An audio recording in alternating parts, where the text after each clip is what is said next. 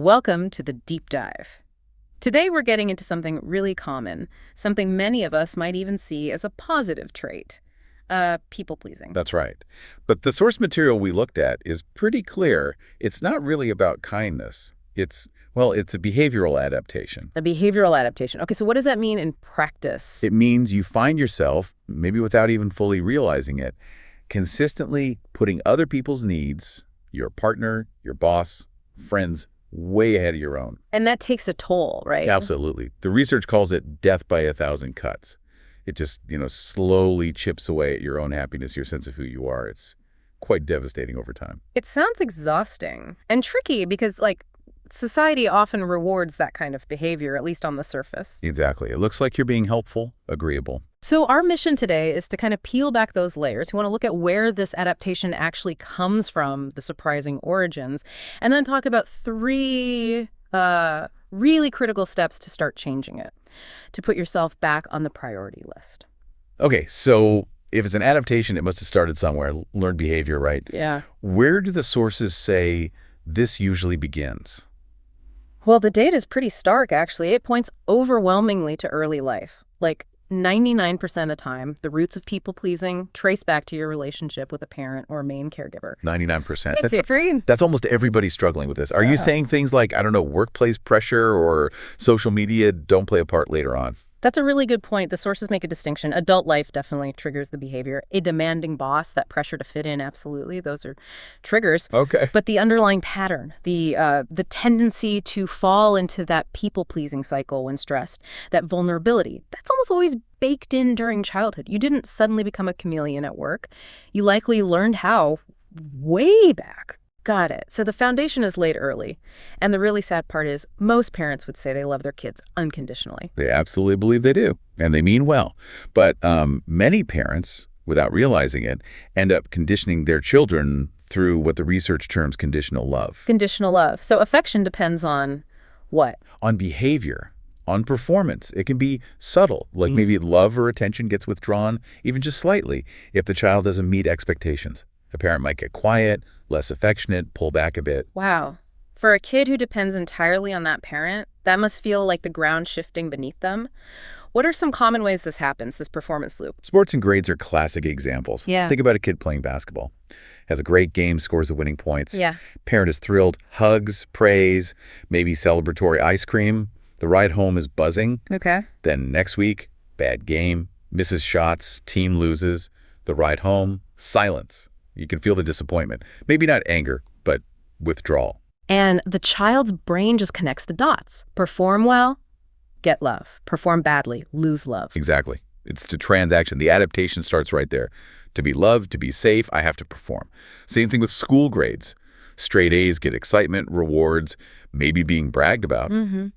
But one B, suddenly it's the silent treatment, or maybe intense focus on why it wasn't an A.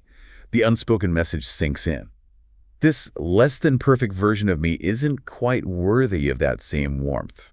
And the source material mentioned it's not just about performance, right? There are other ways this conditioning happens, other ways kids get the message that something's wrong with them. Oh, definitely. Comparison's a big one. Pitting siblings against each other. Why can't you be more like your sister? Ouch. Or those little rude jokes adults make. They think it's funny. But the child hears it as criticism, internalizes it as something's fundamentally wrong with me. Right. And a really crucial one is dismissing emotions. Telling a child you're being too sensitive or stop being so dramatic. Yeah, that teaches them their feelings aren't acceptable. Exactly. It teaches them their authentic self is too much. So what happens? The child learns very early on to hide their true self, to become a chameleon, to be whatever they think the parent wants, just to keep that connection, that feeling of acceptance. So let's jump forward, decades later.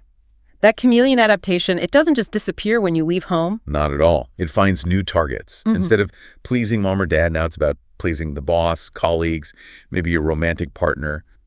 Authority figures become the new focus for validation. And you see this play out at work all the time. You're totally overloaded, just slammed, right? And then your manager or even a coworker asks you to take on another big thing. And even though you want to scream no, that old conditioning kicks in, that deep need for approval, that fear of rejection.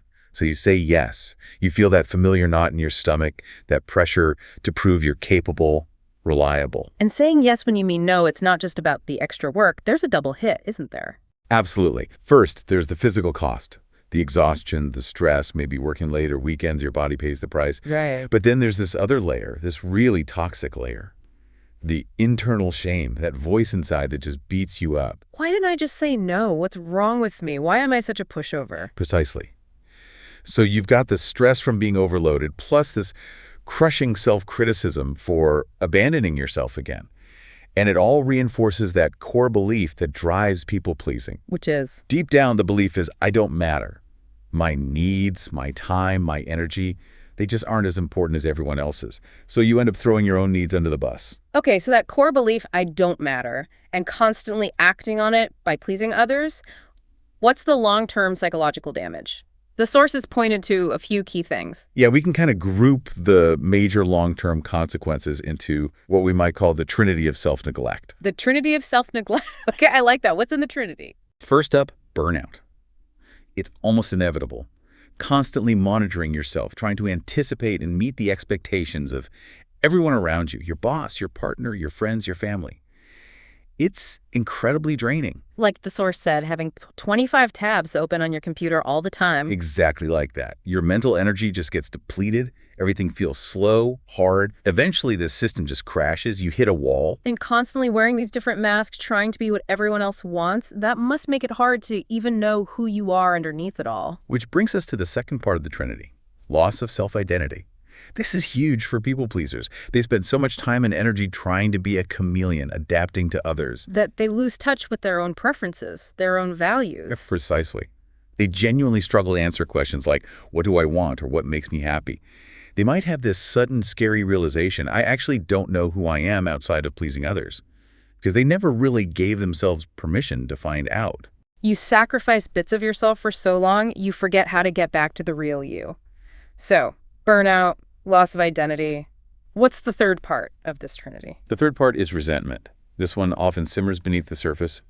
People pleasers usually present a very happy, agreeable front, always smiling, always saying yes. Right, the nice person. But underneath, there's often this deep well of sadness, frustration, even anger.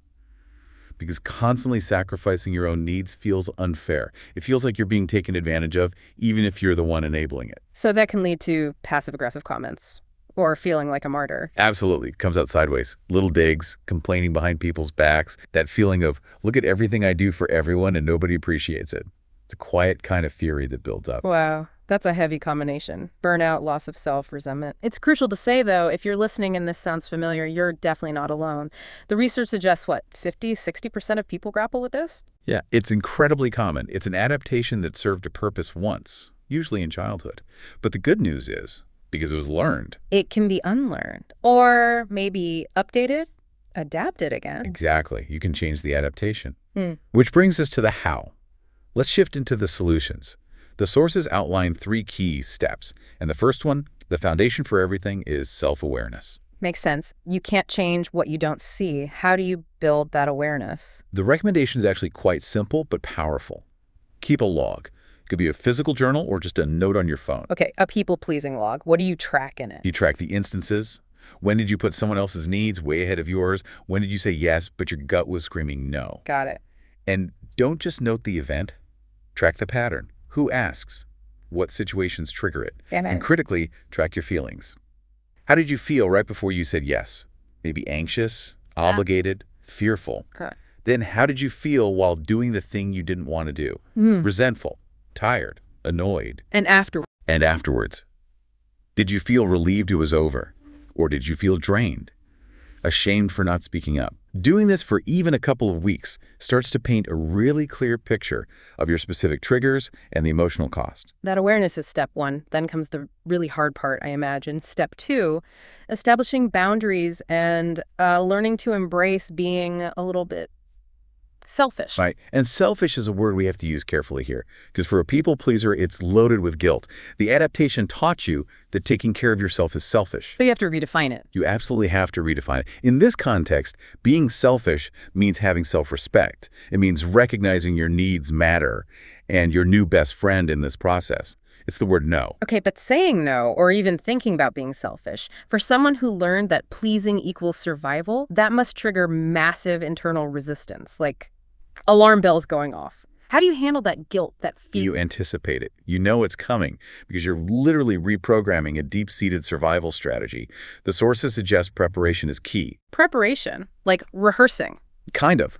Start by journaling again, but this time focus on situations where people typically cross your boundaries. Where do you usually give in? Okay. Then, before the situation happens again, plan your response. Write down specific scripts. What could you actually say next time your boss asks you to stay late when you have plans? Or when that relative makes a demanding request. So you're doing the emotional heavy lifting before you put on the spot. Exactly. You're preparing your assertive defense. It makes it slightly less terrifying in the moment. All right, so you've done the prep work. What's the actual process for setting a boundary when the moment comes? The sources mentioned a 3-step process. Yes, simple, but definitely not easy. First, get crystal clear on what your boundary actually is. You need to know for yourself, what am I not willing to do? Or what treatment am I not willing to accept? Okay, clarity first. Second, communicate the boundary clearly and directly. No hinting, no apologies, ideally. Just a straightforward statement, I can't take on that project right now, or please don't speak to me like that. Direct. And third, Hold the line. This is crucial. Expect pushback.